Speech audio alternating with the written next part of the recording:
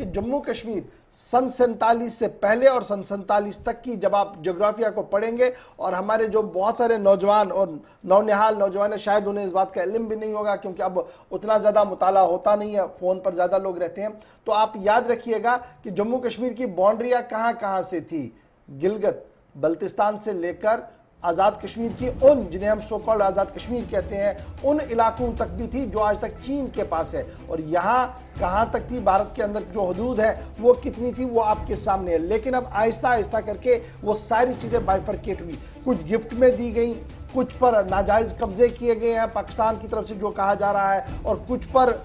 یہاں سے کچھ معاملات چلے ہیں بھارت کی طرف سے۔ اور اب بڑی بات جو آ رہی ہے سامنے وہ یہ ہے کہ پاکستان نے باضابطہ طور پر گلگت بلتستان کو پاکستان کا صوبہ بنانے کی کوششیں تیز کی ہیں، اور یہی وجہ ہے کہ گلگت بلتستان اسمبلی نے باضابطہ طور پر متفقہ طور پر ایک قرارداد کل ایوان کے سامنے رکھی اور اسے منظور کیا گیا ہے۔ حزب اختلاف اور حزب اقتدار نے بیک زبان ہو کر وہاں پر اس قرارداد کو منظور کیا اور پاکستانی حکومت سے درخواست کی کہ گلگت بلتستان کو صوبے کی شکل میں لیا جائے اور سینٹ اور قومی اسمبلی کے اندر باضابطہ طور پر نمائندگی وہاں پر دی جائے۔ ایک طرف سے یہ کہا گیا، دوسری طرف سے یہ بھی کہا گیا اس قرارداد کے اندر کہ جب آپ یہ ساری چیزیں کریں گے تو اقوام متحدہ کی قراردادوں کی پاسداری کی جائے۔ اب یہ پاسداری کیسے ہوگی میری سمجھ سے باہر ہے، کیونکہ یہی معاملہ جب آپ اس پار اور اس پار دیکھتے ہیں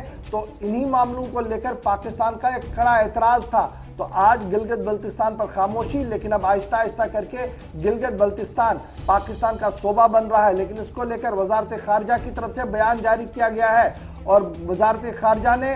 اس پوری کارروائی کو غیر آئینی قرار دیا ہے اور کہا ہے کہ سن 47 کو جو حدود جموں کشمیر کی تھی وہ ایک کلیئر کٹ پوزیشن ہے اور اس موقع میں کوئی ترمیم بھارت کی طرف سے قابل قبول نہیں ہے، اور جس طریقے سے اس گلگت بلتستان کو صوبہ بنانے کی کوشش کی جا رہی ہے اس قرارداد کو وہ نامنظور کرتے ہیں اور عالمی اداروں سے بھی انہوں نے مداخلت کی اپیل کی ہے۔ اور اس بیچ آپ کو بتاتے چلیں چونکہ اب گلگت بلتستان کو پاکستان کا صوبہ بنانے کی قرارداد منظور کر لی گئی ہے، تمام سیاسی جماعتوں نے صوبے کی حمایت بھی کی ہے، اور قرارداد جو منظور کی گئی ہے اس میں کہا گیا ہے کہ گلگت بلتستان کا یہ جو ایوان یعنی جہاں پر قرارداد منظور ہوئی ہے عوام کی دیرینہ خواہش کو مد نظر رکھتے ہوئے وفاقی حکومت، وزیر اعظم پاکستان اور دیگر ریاستی اداروں کے حکام بالا سے پرزور مطالبہ کرتا ہے کہ گلگت بلتستان کو صوبے کا درجہ دے کر نہ صرف قومی اسمبلی، سینٹ اور جو دیگر وفاقی ادارے ہیں یہاں مناسب نمائندگی دی جائے۔ اور دوسری بڑی بات جو اشفاق ذکر کر رہے تھے کہ صوبے کا درجہ دینے کے سلسلے میں آئین پاکستان میں مناسب ترامیم کا بل پارلیمنٹ سے منظور کرایا جائے جو قرارداد میں مطالبہ کیا گیا ہے، اور اس بات کا خاص خیال رکھا جائے کہ ان ترامیم سے اقوام متحدہ کا جو کشمیر کا معاملہ ہے ان قراردادوں کو لے کر یا جو پاکستان کا موقف ہے اس میں کوئی تبدیلی نہ ہو، جس پر بھارت کا سخت رد عمل سامنے آیا ہے۔ اور قرارداد میں مزید کہا گیا ہے کہ جو ایوان کے اندر ہوا ہے یعنی جس کارروائی پر سب نے حامی بھری ہے، پاکستان بھی اس بات کا اعادہ کرتا ہے گلگت بلتستان کو جو اس وقت پاکستان کا کشمیر کو لے کر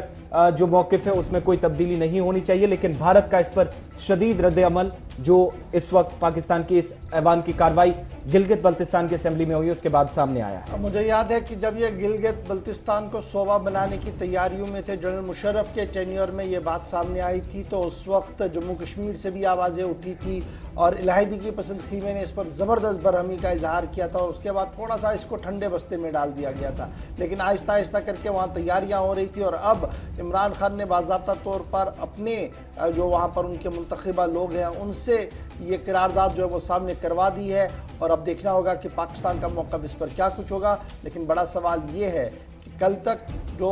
جموں کشمیر کی سالمیت کی باتیں کر رہے تھے، آج گلگت بلتستان کو صوبہ بنا کر کون سا جواز پیدا کر